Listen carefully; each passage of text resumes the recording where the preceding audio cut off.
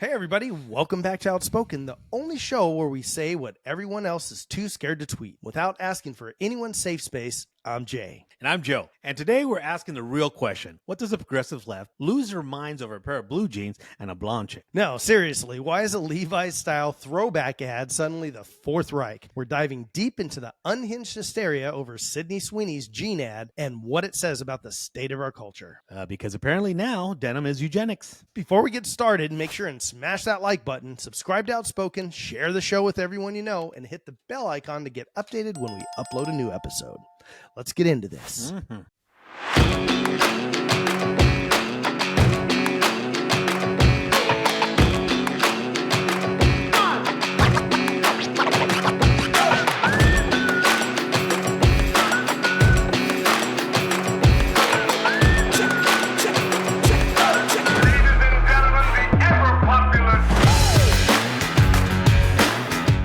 All right, everybody, welcome back to our show here on Bootcut Fascism. So, Joe, there is a crazy thing that's been going on for a few weeks now regarding Sydney Sweeney's When isn't there commercial. something crazy from the left, bro? I tell know what you, before we get fully into this, guys, when we started this channel, we said we were just going to do something and talk about stuff that Joe and I always talk about it's usually when we're eating, right? Which is all the That's all time. we do. We said, what are we going to do this channel on? Well, let's just do it on stuff that we just talk about on a daily basis or whatever, whenever we see each other. And so here we are. One of the things I remember thinking about, I don't remember if we discussed it outright, but I said, what if we run out of material?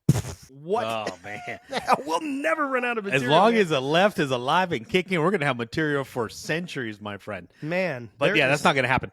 and there's stuff we don't even talk about, that happens in the media and everything. But so here's the thing. I think we try to stay away with too much politics. Try throwing a little bit of cool stuff in there. I know we got some tinfoil hat stuff coming up soon. We try to stay away with too much politics. But anyway, the left has done it again. They see something that is a great marketing scheme, which many companies do, right? They find something like, man, we had to find something to get sales up. Sales have been down everywhere across the board, right? It's been the economics have been horrible. So, you take this American jean company that's been around now, right, that everybody goes to, you create an ad, they use the word jean, which is what they're selling, which they sell a lot of. Yeah. But it's like the play on words. It's beautiful. Yeah, I love it. Double meaning. Like It's a great ad, right? But then all of a sudden, you get the gang of the colored-haired people and white females, and they go to town, right? It's a Nazi ad, eugenics again, and blah, blah, blah. And I'm like, first off, ladies and gentlemen, do you even know what you're saying when you say Nazism or eugenics? I don't think they do. And I think that's the problem. The left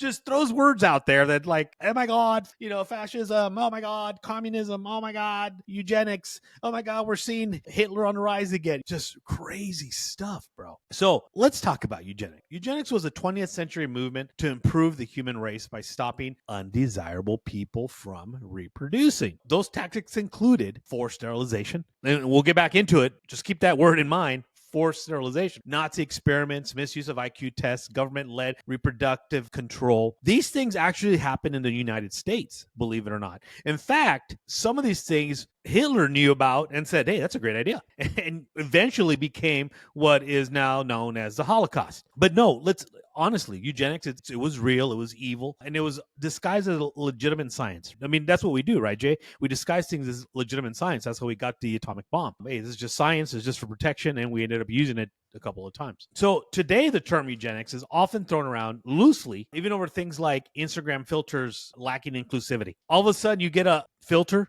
because, these social media platforms are filled with filters, bro. Right? I used one the other day. I had blue eyes. Sexy as hell, bro. If I was born with blue eyes, woo, I'd had more than 3 kids. I'm going to tell you that right now. So people use these, and everyone's fine. The left uses them. The right uses them. The in-between people use them. Everybody uses these filters, and it's a great thing.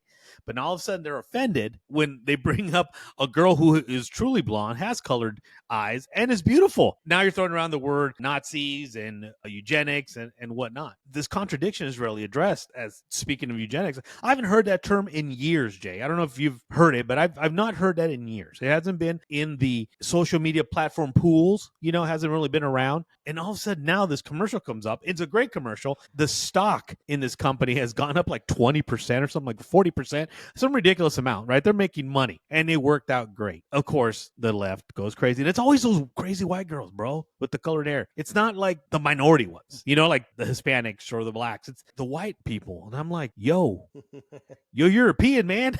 Chill out. And the crazy thing about it is, I don't know if you know, but recently Beyonce made a commercial for Levi's. Yes. And she's sporting some fake blonde hair. I'm like, come on, guys, really? Right. Well, so what's good for the goose, appropriation, right? Right. What's good for the goose is good for the gander. Isn't that how it goes? But apparently And not. do you have a problem with Beyonce's ad at all? Bro, I don't have a problem with anybody's ad. I think they're funny. I don't care. Yeah. Do whatever you want with an ad. You're trying to sell stuff. I'm not like a fan of Beyonce or anything, but she's a pretty lady, man, and good for them. She can't do countries though. She can't do country music.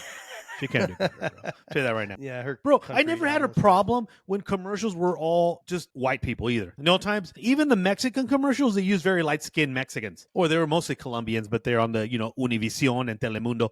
They always use, they're always lighter skin. You don't see no dark Mexican up there, but no one says a thing. When you see the telenovelas or you see like Telemundo News or Univision News, they're all light-skinned, they're all white-complected, they're all very light. Super Spaniard-blooded. Right. Less native. European European. Very, very light skin. You don't hear no one complaining then, though. No one's like, where are the dark people at? But, all of a sudden, someone brings it up and it's chaos. The hypocrisy is crazy. We talked about that in our last episode about the hypocrisy that we have, that we live in. Again, I didn't care, bro. A commercial is just that. It's supposed to catch your attention. It's supposed to, if you remember back in the 80s and 90s, we had some really controversial commercials. I mean, play on words like this was nothing to the parallel of words they did back then. It was almost sexual back then. We were too dumb to understand it, right? Because we hardly were inside the house anyway. We were outside. Now, going back to the Sweeney Jean ad that killed the internet, both on a positive note and, of course, on the left side.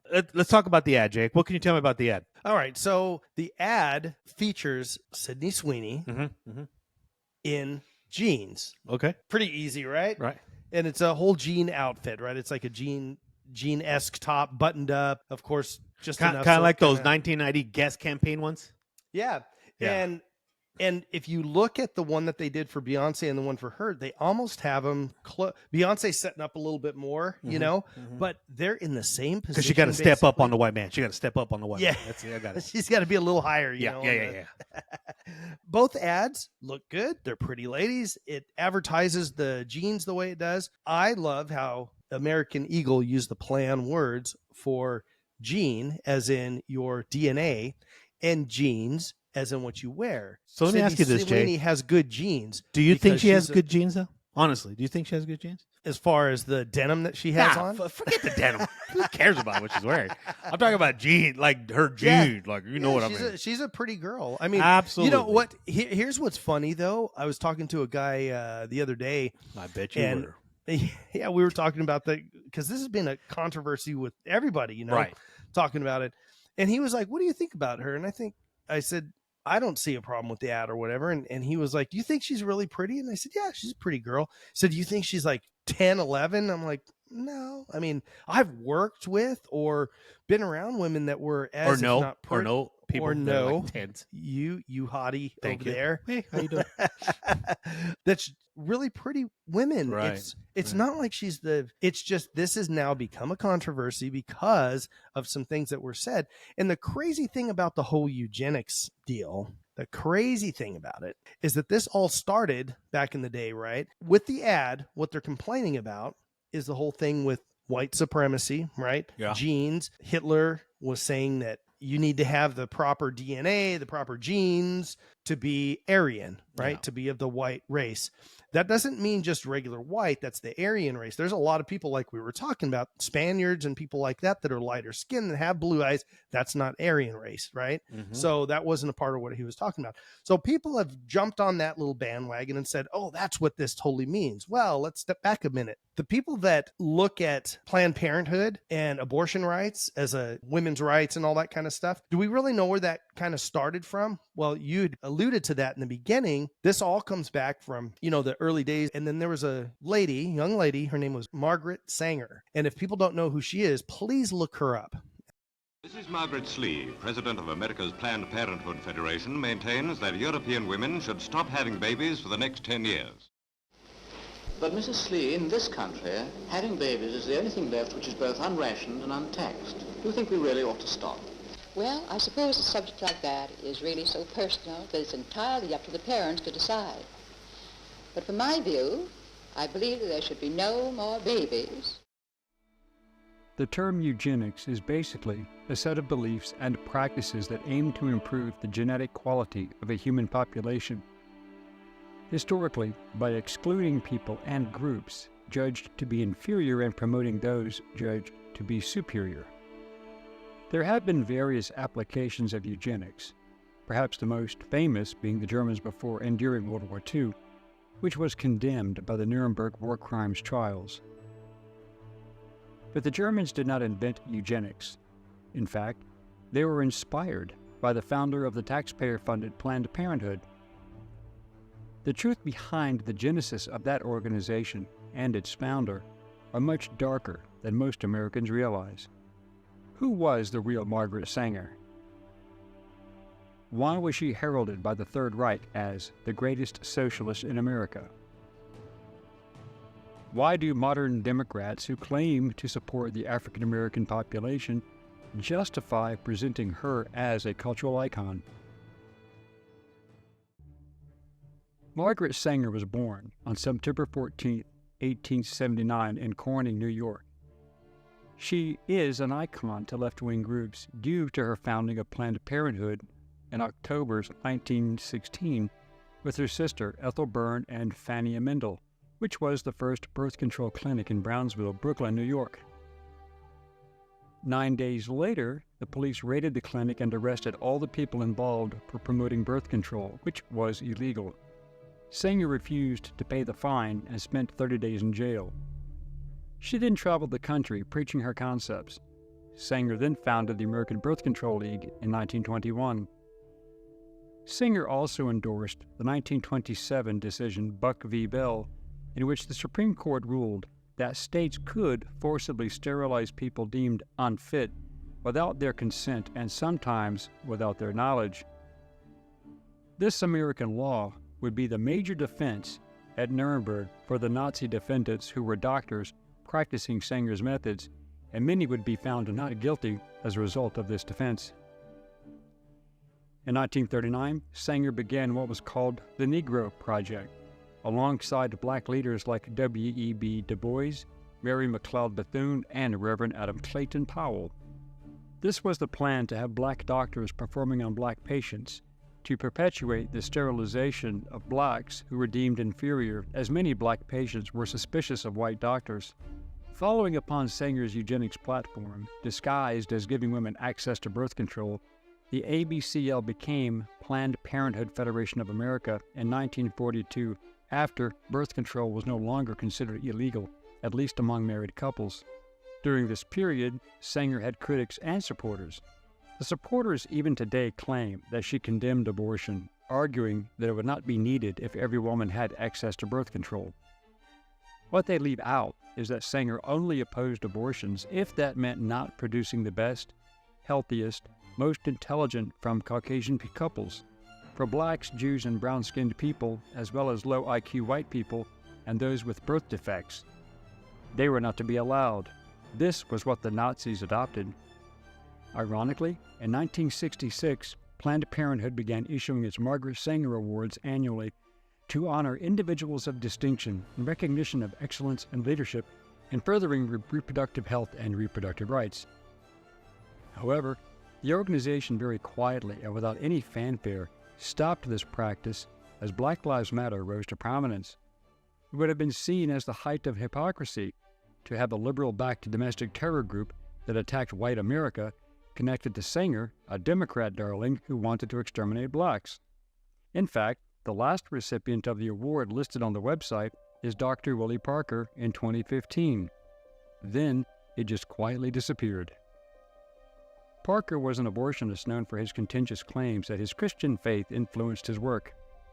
He was accused of sexual assault in 2019, which he denied, but he still resigned from all of his professional positions in 2020. Other recipients of the Margaret Sanger Award include House Speaker Nancy Pelosi, former Secretary of State Hillary Clinton, and actresses Jane Fonda and Katharine Hepburn. Margaret Sanger was one of the few women to be given an honorific title and inducted into the Ku Klux Klan, and exalted by none other than Adolf Hitler and Dr. Joseph Goebbels.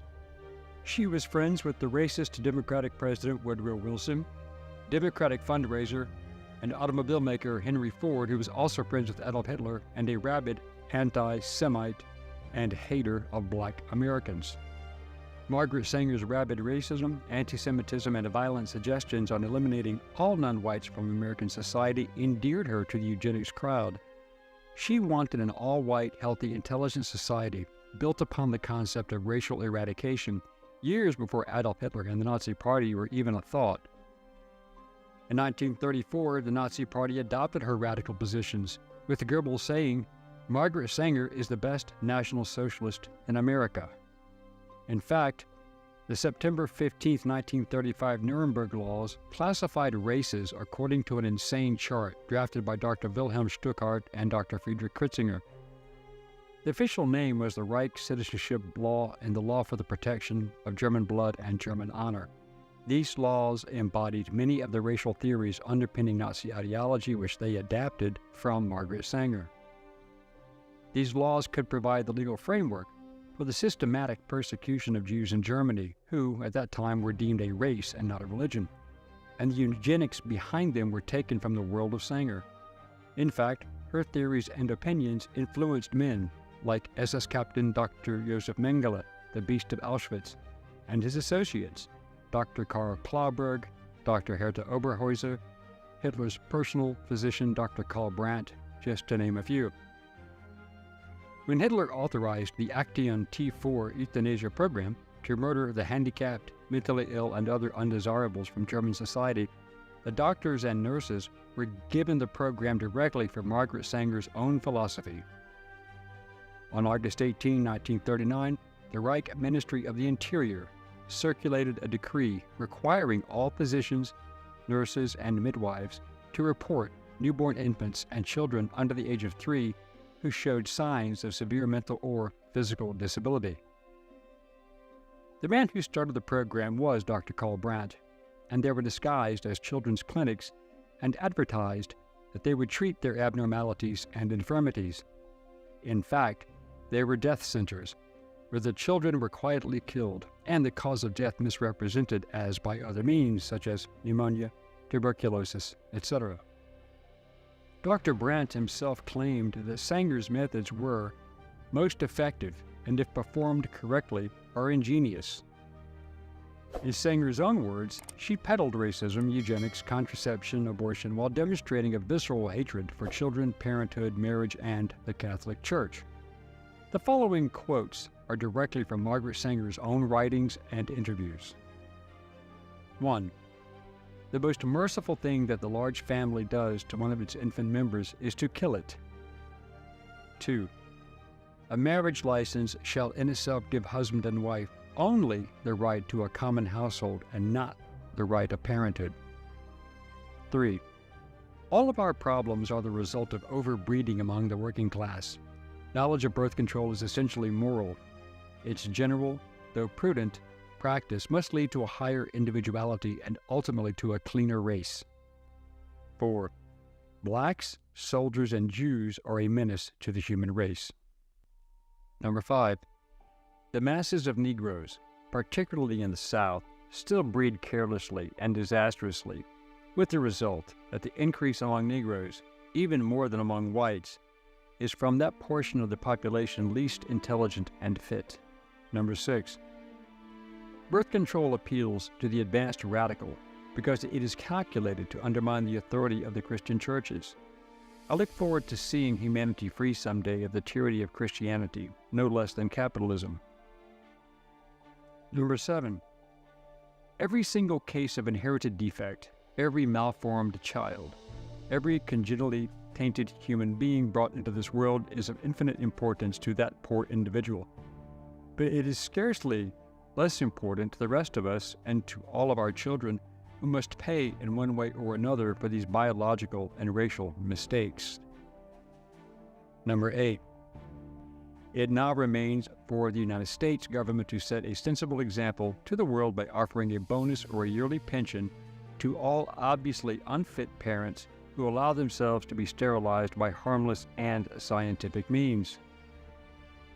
Margaret Sanger, the woman heralded by the Democrats and left-wing ideologues in the United States for her positions on women's reproductive rights, always failed to include her genocidal positions on ethnic cleansing.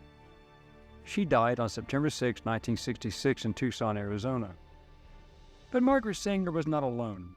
The late Supreme Court Justice Ruth Bader Ginsburg said in a New York Times interview, "Frankly, I had thought that at the time Roe was decided, there was concern about population growth, and particularly growth in populations that we don't want to have too many of."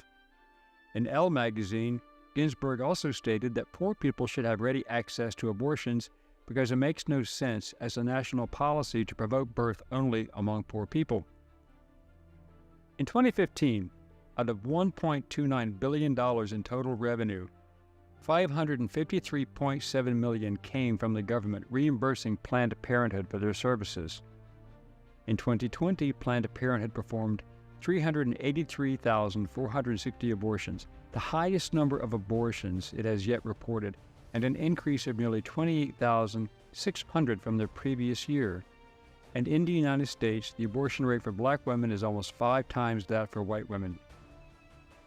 In July 2020, Planned Parenthood quietly removed Margaret Sanger's name from its headquarters in Manhattan, New York. Obviously, the times had caught up with Margaret Sanger. What was one of her things? If you're darker skinned, you really shouldn't be born. Let's just go ahead and take care of it before you're even. Well, they attributed the fact of being darker skinned to things like the sickle cell anemia, which dark skinned people, including Hispanics, are prone to get the melatonin of their skin. She said, but white people get skin cancer more. Correct. Stepping back to what happened here, what we're talking about is the progressive critics labeled this whole ad as Nazi propaganda, which is ridiculous, right? Because to me, it was like there was no political messaging, there was no diversity checklist, there was no hashtags, Right. Just a classic Americana type of commercial. Perfect. But the left went crazy, right? Their claims included what you just said earlier, promoting white supremacy, right? Encouraging exclusion, echoing eugenics. You're right. They do that with abortions. So how can you cry one thing, but yet allude to it for a gene ad, but then not or towards the pro-life? The outrage itself, it has no merit and it's absurd, right? It's just an ad for genes. These guys are acting like it's Mein Kampf that Hitler wrote, and this is the key to success, right? That's Joe's favorite book, by the way. I love that. So. I have 3 copies. I'll sign them if you like. You have an original signed copy. I have original signed from the copy. Man himself. By the man himself. It's right there. So the overreaction highlights how removed we're joking, folks. The cultural elite is from reality. And yes, guys, we are joking. I don't have that book. It is not I don't even have a signed copy. I barely have. You know what? Now thinking about saying that, I'm joking. I wish I had a signed copy of that. Imagine that, how much that thing would be a lot worth. of money. A lot of money. Get rented out to the Smithsonian. Get out of town. So here's the thing. Why did they actually freak out? Why did the progressive left cry bloody murder? The ad evoked a time before victim politics ruled culture. Right. We've talked about this a lot, Jay. You and I have talked about how the people have victim mentality now, and then that's across the board. That's not a political side; it's a generational thing. And so it didn't apologize, signal wokeness, or tick identity boxes because she wasn't apologetic. She's all, "I do not apologize for that ad. It was a great ad. Why should you apologize for doing your job? You know how crazy that sounds? Like, oh, you have to apologize. Right. Apologize for what? I don't see anything happening." It portrayed a standard, confident, a beautiful woman, right, in a classic Americana style ad. We had those ads with Guess. Remember when Marky Mark come out in those underwear in Guess underwear? Yeah. That was the thing. And then somehow, somewhere in between, with these people and their positive body imaging that weighed 400 pounds are coming out wearing underwear, that became the norm, and that was okay. The doctors all of a sudden are scared to say, "Hey, you need to cut your weight because you're not going to live a long time." No, you know what? If you feel healthy, you look healthy. No, you're obese. Lose some weight or you're going to die. People are scared to say that now, and that's the problem. We're fearful of things. Kind of goes back to like our belief in religion. People say, "Well, you got to handle them with kid gloves." No, you got to tell them the truth. Hey, you're sinning, bro. It's not going to go good for you. Turn the other cheek. Here's the deeper issue, and I think that is in this. The aspirational imagery is now seen as exclusionary or even violent, right? Because you can't look at that and say like everything is violence nowadays. If it offends you, Jay, it's a violent attack on you. So to the woke left, aspiration equals what? Oppression. Excellence equals elitism. Oh, you're an elite. No, we've lost our way, people. Like standards. What does standards equal now to the left? Supremacy. No, you can't have standards because then you're superior than everybody else. And now confidence, if you're confident in you and yourself, that equals aggression. The woke left is crazy, right? The end goal isn't equality or opportunity, but equality of outcome enforced by ideology.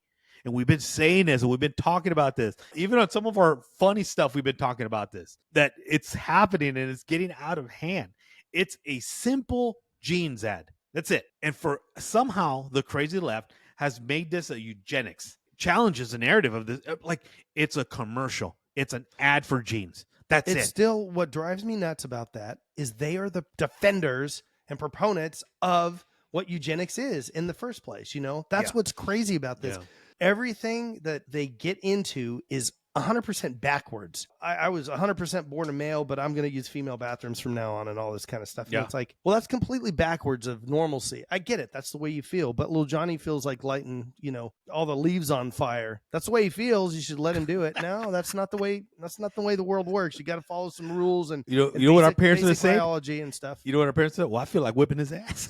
Yeah, yeah. And some of the, you know, a lot of this that's going on, that's part of the reason is because they haven't got a little beat down, you know. We were scared of our dads, right? And not in a bad way. No, in it was a fear, respectful. respect. Yeah, it was a respectful, Absolutely. scared way. And we had the same thing with, I mean, I can't speak for you, but like my grandparents, I didn't so much fear them, but I had so much respect. I Yeah. never wanted to disappoint them. Yeah. I didn't ever want to get caught doing anything stupid or messed up, you know, because I'd get beat by my dad and I'd have the disappointment from my, you know, from Well, my grandparents and from my yeah. mom. So it was like those things, not that we didn't do dumb things when we were kids. We were kids. All kids Okay, do. you're giving us too much credit. We stuff. still do dumb things. We still do dumb things. Yeah. But no, but see, my grandma loved me, bro. I was her baby.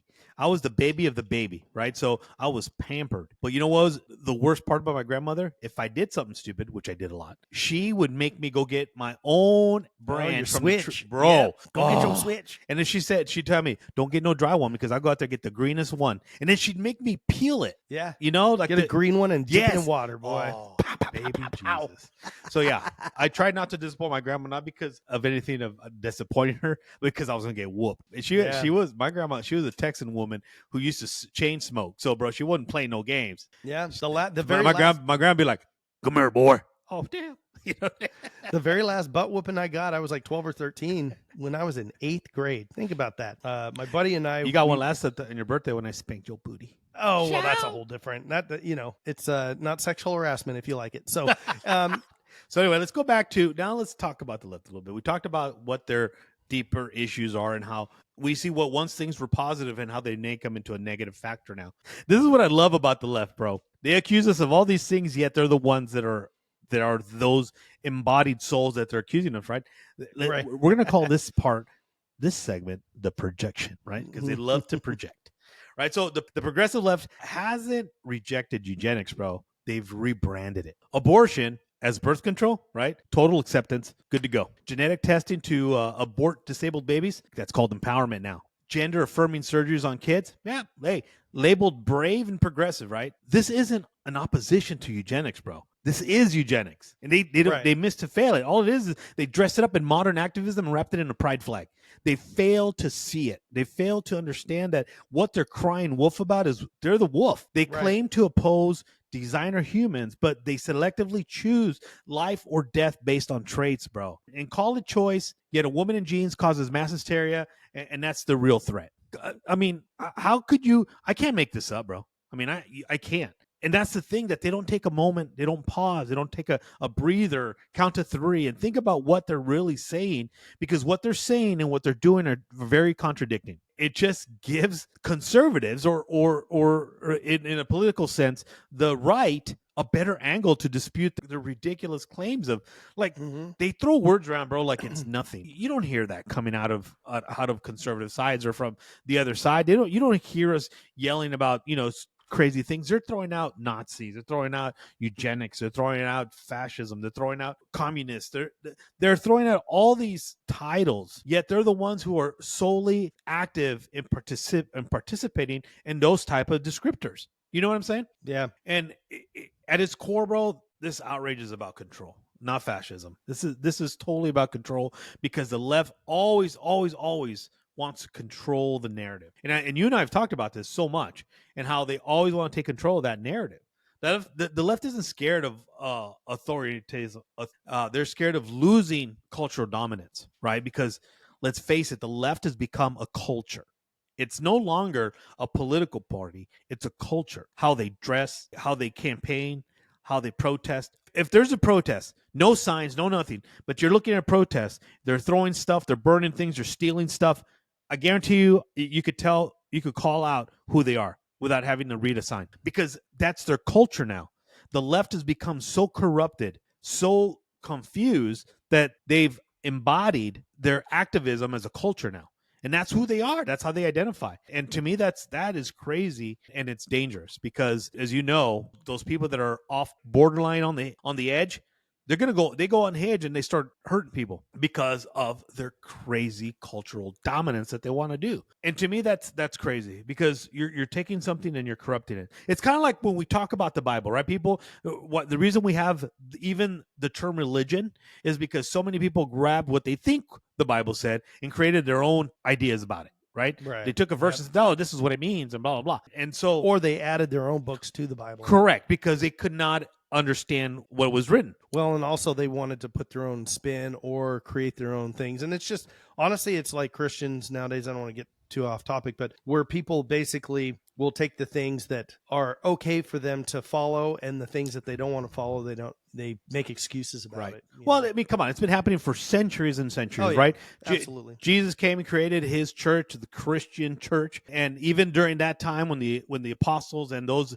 that the apostles had given the gospel to were out there preaching, they had other people trying to change and add stuff to it, like, oh no, you still have to follow the laws. No, we don't. That's the old stuff, you know.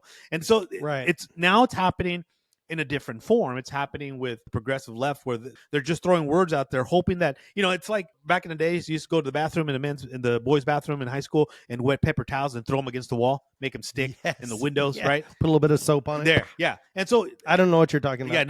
Yeah, I've seen it happen. Never did it there, Mr. Principal. I didn't do it, but that's what the left does, bro. They get a little wad of little Nazism. They chuck it, see if it sticks. Oh, a little fascism, see if it sticks. Oh, a little bit of communism, see if it sticks. That's what they're doing. That's what they're doing with everything that just resembles just beauty in itself, right? Because they want to stick with those 300, 400-pound people doing lingerie commercials. They want to stick to those transgenders doing lingerie commercials. It's not even their place to do. They want that to be the norm, but America's tired of people getting fed these things down their throat that we're fighting and pushing back. And now all of a sudden you have American Eagle comes out and does an old-fashioned, beautiful ad that shows traditional beauty, American roots, strength without victimhood, right? A woman who's confident without screaming, oppression.